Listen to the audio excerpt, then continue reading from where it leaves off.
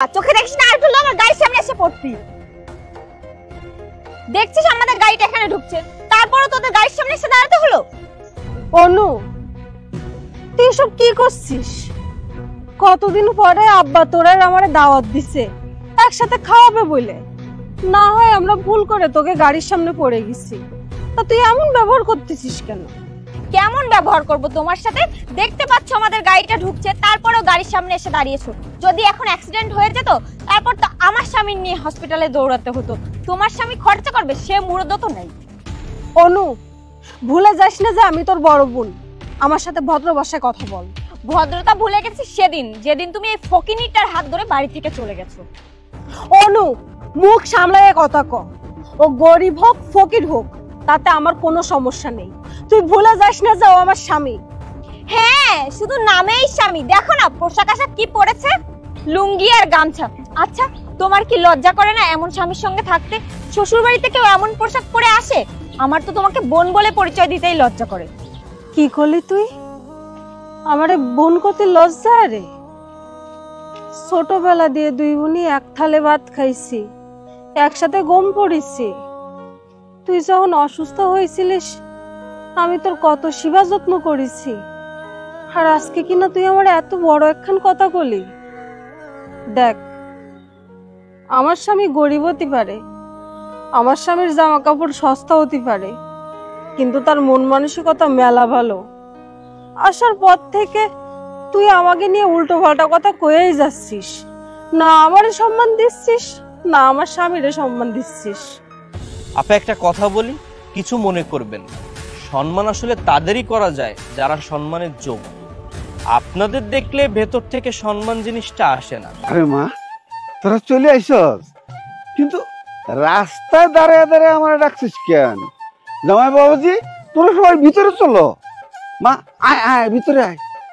দেখো বাবা, আমাদের যখন দাওয়াত দিবে, তখন তোমার এই গরিব মেয়েকে আর এই গরিব জামাইকে দাওয়াত দিবে না।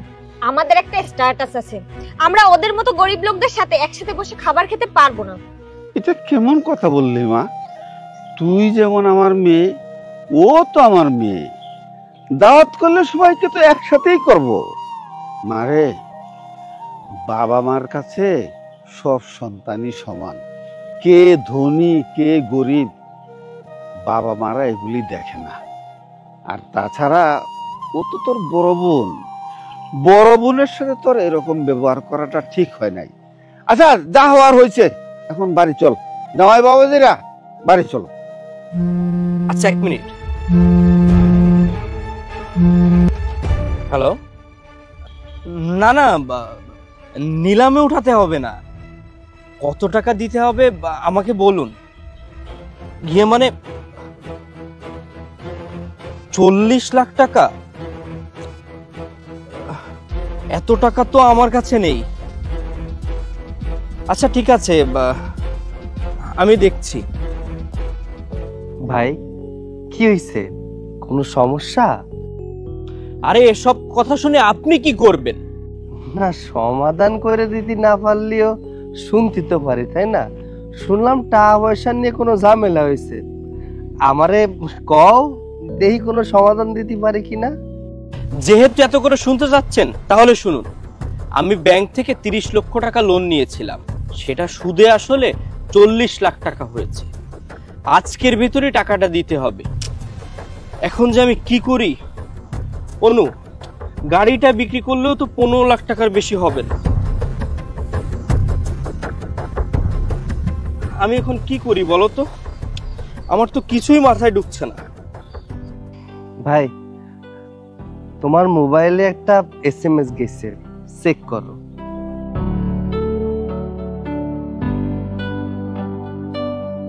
$40 লাখ টাকা? এত টাকা আমাকে কে দিল? আর কিটা দেবে? আমি দিছি। নাও, তুমি লোনটা পরিশোধ করে ঝামেলা মুক্ত হও। এত টাকা আপনি আমাকে পাঠিয়েছেন? আপনি এত টাকা কোথায় পেলেন? টাকা সে তো হাতের ময়লা, আইজ আছে কাইল নাই। যার কাছে আছে সে রাজা, আর যার কাছে নাই সে ফকির। আসলে আমি এইসব পোশাক আশাক পরে থাই তো কি হয়েছে, আমাকে জমি জমা অনেক আছে, আমাকে প্রায় 140 বিঘের মতো সম্পত্তি আছে, যে জায়গায় ধান হয়, পাট হয়, মাছ হয়। প্রতি বছরে প্রায় 50-60 লাখ টাকার মাছ বিক্রি করি। আমাকে গরুর ফার্ম আছে, মুরগির ফার্ম আছে। টাকা পয়সা নিয়ে আমি অহংকার করি না, বললাম না এই যে টাকা আজকে আছে কালকে নেই। আত্মীয় স্বজনের উপকারে আসবো না তো কার উপকারে আসবো? তোমার আজকে সমস্যা, আমি যদি তোমার সমস্যা না দেখি কে দেখবে? আমাকে আত্মীয়তার সম্পর্ক নষ্ট হয়ে যাচ্ছে টাকার জন্য। আমি চাই এই টাকার জন্য যেন কোনো আত্মীয় সম্পর্ক নষ্ট না হয়। কেউ বিপদে পড়লে তার পাশে দাঁড়ান। আমাকে সমাজে আজকাল কি হয় জানো? কেউ বিপদে পড়লে কাছে টাকা থাকলেও দেয় না, ভাবে ওই টাকা কি এর ফেরত দেবে না। কিন্তু আমাকে উচিত যে বিপদে পড়ে তার পাশে দাঁড়ানো। দুলাভাই, আমি না বুঝে আপনার সাথে অনেক খারাপ ব্যবহার করে ফেলেছি। আমার আসলে ঠিক হয়নি, আপনি আমাকে ক্ষমা করে দিয়েন। আর আপনি যদি আজকে না থাকতেন, আমার আজকে পথে বসতে হতো, আমার বাড়িটি নিলামে উঠে যেত। আপনার কাছে আমি সারা জীবন কৃতজ্ঞ থাকব। তুমি ঠিক বলেছ। আর মা, তোকে একটা কথা বলি, ভাঙা কোলাও কিন্তু ছাই ফেলানোর কাজে লাগে।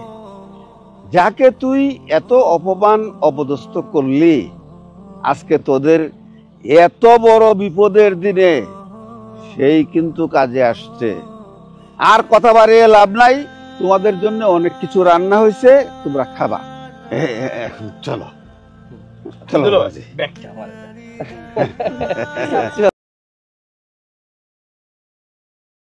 আজকে তুমি এই গাড়িতে করে অফিসে যেও না। আমি নিজের চোখে দেখেছি ভাবি তার বয়ফ্রেন্ডকে দিয়ে এই গাড়ির ব্রেক ফেল করিয়ে দিয়েছে। তুই এসব কি বলছিস? হ্যাঁ, তোর মাথা তো একদম পাগল হয়ে গেছে। এই, তোর ভাবি কেন আমার গাড়ির ব্রেক ফেল করাতে যাবে? আমার কি মনে হয় জানিস, তুই আজে বাজে কোনো স্বপ্ন দেখেছিস, তাই ভুলভাল বকছিস। ভাইয়া, আমি কোনো আজে বাজে স্বপ্ন দেখিনি। সকালবেলা কি হয়েছিল জানো? তাহলে শোনো। আরে কি করতেছো? হলো তোমার? এতক্ষণ লাগলে হয়? দাও, একটু সময় তো দাও। তুমি যখন যেটা বলো তখন সেটা করতে হবে। তাড়াতাড়ি করো। একটা গাড়ির ব্রেক ফেলে তার ছিটতে এতক্ষণ লাগে? আমার হাজবেন্ড চলে আসবে তো।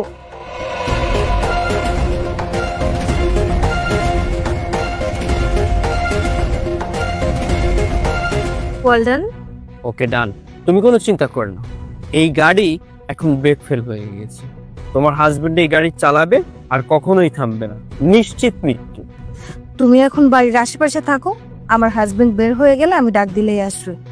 ওকে, ঠিক আছে, বাই। ভাইয়া, আমি কোনো আজে বাজে স্বপ্ন দেখিনি। ভাবির আচার আচরণ আমি কিছুদিন ধরে ফলো করছি, আমার সুবিধার মনে হয়নি। ভাবির একটা বয়ফ্রেন্ড আছে, আর তার বয়ফ্রেন্ডকে ডেকে এনে আজকে সকালে এই গাড়ির ব্রেক ফেল করিয়ে দিয়েছে। তোমার যদি আমার কথা বিশ্বাস না হয় তো কোনো মেকানিককে ডেকে এনে পরীক্ষা করিয়ে নাও, অথবা ভাবিকে ডেকে এনে বলো যে তুমি আজকে এই গাড়িতে করে নিয়ে তাকে শপিং এ যাবা। দেখো তার রিয়াকশন কি হয়। আচ্ছা ঠিক আছে, আমি তোর ভাবিকে ডাকছি। হ্যালো, একটু নিচে আসো তো।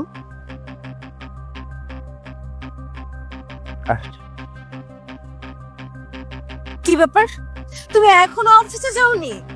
আজকে ভাবছি আর অফিসে যাব না।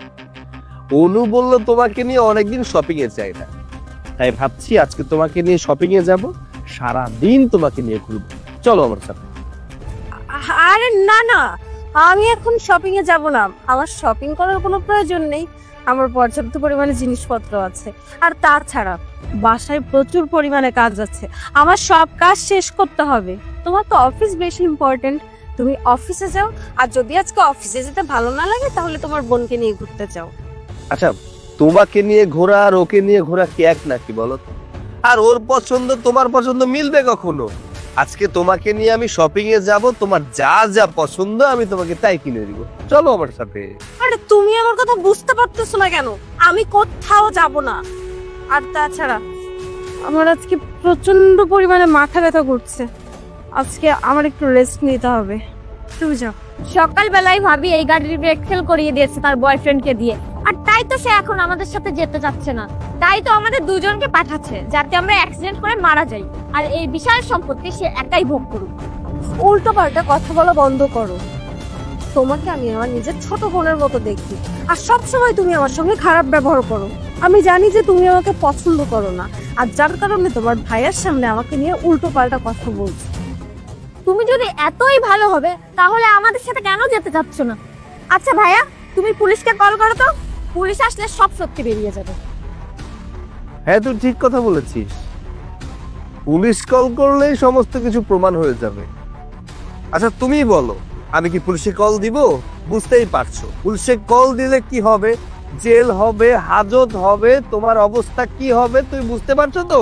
দিবে ফোন? হ্যাঁ, আমি তোমার গাড়ির ব্রেক ফেল করছি। কেন করব না বলো তো? কেন করব না? তুমি আর তোমার বোনকে এই সব সম্পত্তি ভোগ করবে? আমি থাকতে তো তা হতে দিব না। এই সব সম্পত্তি আমার প্রয়োজন, আর এই জন্য আমি চেয়েছিলাম তোমরা দুই ভাই বোন মরে যাও। তুমি সামান্য সম্পত্তির জন্য আমাকে মেরে ফেলতে চেয়েছিলে? আরে এই সম্পত্তি দিয়ে তুমি কি করবে আমি যদি বেঁচে না থাকি? তোমাকে আমি এই বাড়ির রানী বানিয়ে রেখেছিলাম। আচ্ছা তুমি জানো এই সমস্ত সম্পত্তি আমি আগে থেকেই তোমার নামে লিখে রেখেছি, আর তুমি আমাকে তার জন্য মেরে ফেলতে চেয়েছিলে। আফসোস, কার জন্য এত কিছু করলাম? যে মানুষটাকে এতটা ভালোবাসলাম সে আমার ভালোবাসার মর্যাদা দিল না, সম্পত্তির জন্য আমাকে মেরে ফেলতে চাইলো। আরে ভালোবাসা সত্যি কথা কি জানো, আজ প্রমাণ হয়ে গেল টাকার কাছে ভালোবাসার কোনো মূল্য নেই। কি বলছো তুমি?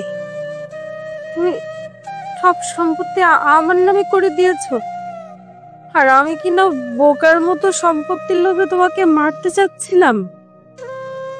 আমার অনেক বড় ভুল হয়ে গেছে সৈকত, প্লিজ তুমি আমাকে মাফ করে দাও। আমি বুঝতে পারিনি যে তুমি আমাকে এতটা ভালোবাসো, আর সব সম্পত্তি তুমি আমার নামে করে দিয়েছো। আমি যদি জানতাম তাহলে কখনো এমনটা করতাম না। যেহেতু সম্পত্তি সব আমার নামে লিখে দিয়েছো, তাহলে তোমাকে দিয়ে আর কি হবে? তুর্য, এদিকে এসো।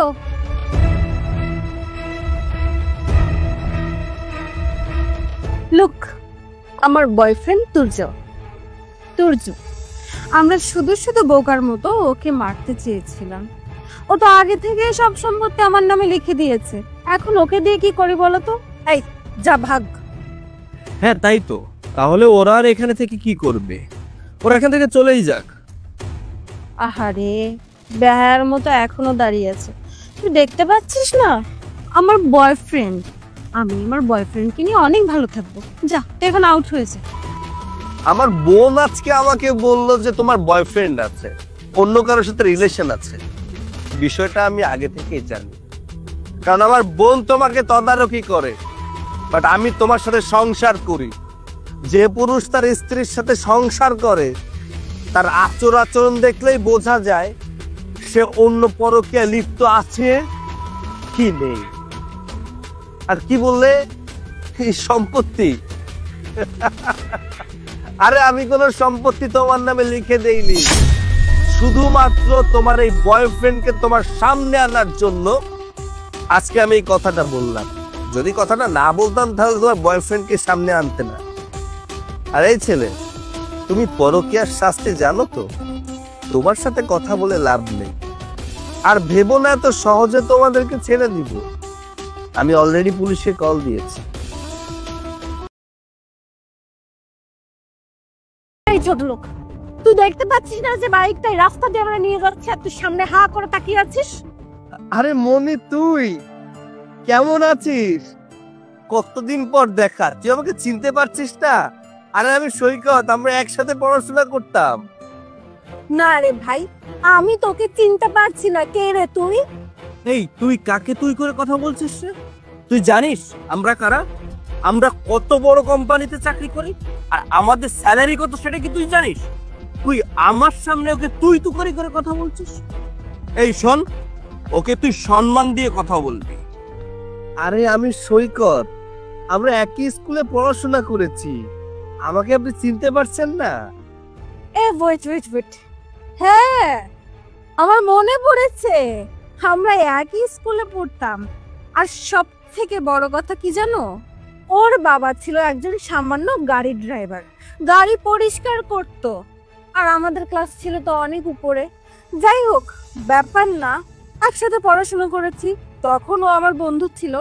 কিন্তু শোন, এখন না তোর লেভেল আর আমার লেভেল এক নেই। এখন আমি তোর থেকে অনেক উপরে উঠে গেছি। সো এই ফ্রেন্ডশিপ ব্যাপারটা না, এটা এখানেই ছেড়ে দে। আসলে আমারই ভুল হয়েছে, আপনাদের ক্লাস অনেক হাই, আপনাদের সাথে আমার চায় না। এই প্লিজ চুপ থাক, তোর মতো ছোট লোকের সাথে না কথা বলার মতো সময় আমার নেই। তুই এখান থেকে যা তো। প্রজেক্টটা আমাদের জন্য অনেক বেশি ইম্পর্টেন্ট, তুমি ভাবতে পারছো?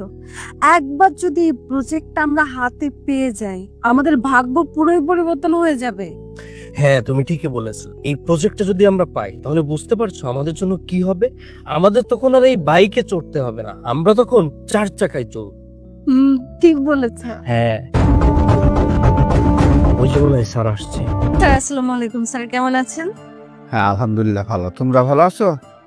আলহামদুলিল্লাহ আমরা অনেক ভালো আছি। স্যার, এই যে আমাদের প্রজেক্টের ফাইলটা আপনি যদি একটু চেক করে দিতেন, আর এই প্রজেক্টটা যদি আপনি আমাদের হাতে দিতেন, আমরা অনেক ভালোভাবে হ্যান্ডেল করতাম, প্লিজ।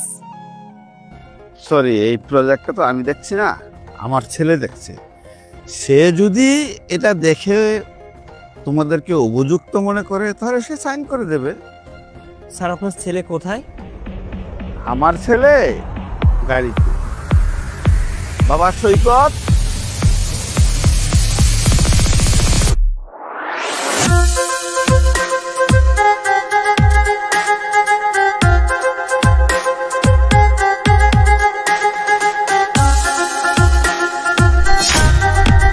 তার মানে আপনি সৈকত চৌধুরী, আরমান চৌধুরীর ছেলে?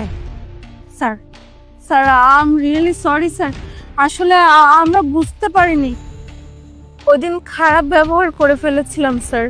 স্যার প্লিজ রাগের বসে এসে আমাদের প্রজেক্টটা ক্যান্সেল করবেন না, এটা আমাদের খুব প্রয়োজন।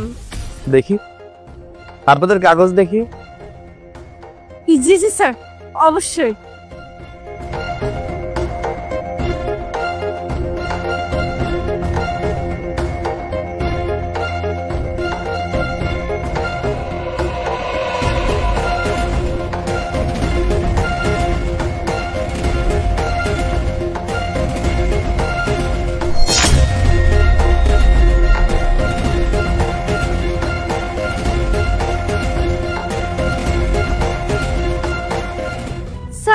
এটা আপনি কি করলেন? ফাইলটা ছিঁড়ে ফেললেন?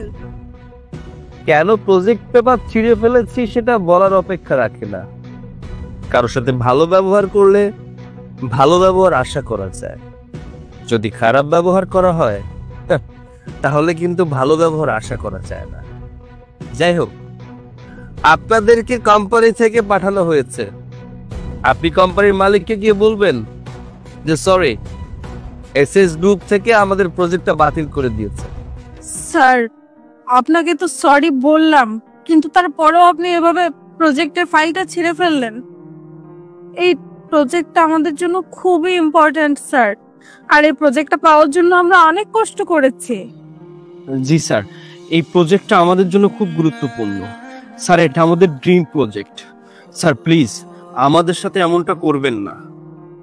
কেন ছিঁড়ে ফেললাম এইটা আবার নতুন করে বলতে হবে নাকি? কেন সেদিনের কথা ভুলে গেছেন, যেদিন গরিব ছোট লোক বলে আমাকে তাড়িয়ে দিয়েছিলেন আপনার সামনে থেকে? আরে আমি তো বন্ধুত্বের পরিচয় নিয়ে সামনে গিয়েছিলাম, হতে পারে তখন আমার পোশাক আশাক ভালো ছিল না, তাতে কি? তার মানে কি আমি গরিব? শোনো, তোমাকে একটা কথা বলি, মানুষকে কখনো তার পোশাক আশাক দেখে বিচার করতে নেই। কেন জানো? কারণ কার কখন কোথায় কিভাবে তার ভাগ্যটা বদলে যাবে কেউ জানে না। তুমি বলেছিলে না আমার বাবা একজন ড্রাইভার ছিল, সেদিন কি বলে অপমান করেছিলে মনে আছে? আমি গরিব ফকির, আমার কাছে টাকা পয়সা ছিল না, আমি স্কুলের বেতন দিতে পারতাম। আর আজকে দেখো ভাগ্যের কি নির্মম পরিহার। তোমার অবস্থান কোথায় আর আমার অবস্থান কোথায়? আজকে দেখো আমি এই শহরের স্বনামধন্য ব্যবসায়ী, আমার কাছে টাকা পয়সা বাড়ি গাড়ির কোনো কিছুর অভাব নেই। এর জন্যই মানুষ বলে আজ যে রাজা কাল সে ফকির, আর আজ যে ফকির কাল সে রাজা। কারণ ভাগ্য বদলাতে সময় লাগে না। আর হ্যাঁ, তোমার কোম্পানির লোকদের বলে দিও আমি তোমাদের সাথে কোনো ডিল করতে পারবো না। আর প্রজেক্ট, এটা তোমাদের ড্রিম প্রজেক্ট হতে পারে, সরি টু সে এটা আমার কাছে 1 পয়সার মাইলেও রাখে না। স্যার এই প্রজেক্টটা যদি আপনি আমাদেরকে না দেন তাহলে আমাদের স্যালারি অফ হয়ে যাবে, এমনকি আমাদের চাকরিটাও চলে যেতে পারে। বাবা কি বলছো শুনেছ? ওদের কি চাকরি চলে যাবে, স্যালারি বন্ধ হয়ে যাবে। আচ্ছা, স্যালারি যদি বন্ধ হয়ে যায় তাহলে সংসার চালাবে কি দিয়ে? তখন তো রাস্তায় এসে দাঁড়াতে হবে। মানুষকে কখনো অহংকার করে কথা বলতে হয় না। মানুষকে যত সম্মান দিবে মানুষ তোমাকে তত সম্মান দিবে। গতদিন যদি তুমি আমার সাথে খারাপ আচরণ না করতে, আজকে হয়তো তোমাকে বন্ধু ভেবে তোমার প্রজেক্টটা আমি অ্যাকসেপ্ট করে নিতাম। বাট সরি, সেদিন তুমি আমার সাথে খারাপ আচরণ করেছিলে বিধায় আজকে আমি তোমার এই প্রজেক্টটা ছুঁয়ে ফেলেছি। বাবা চলো চলো। স্যার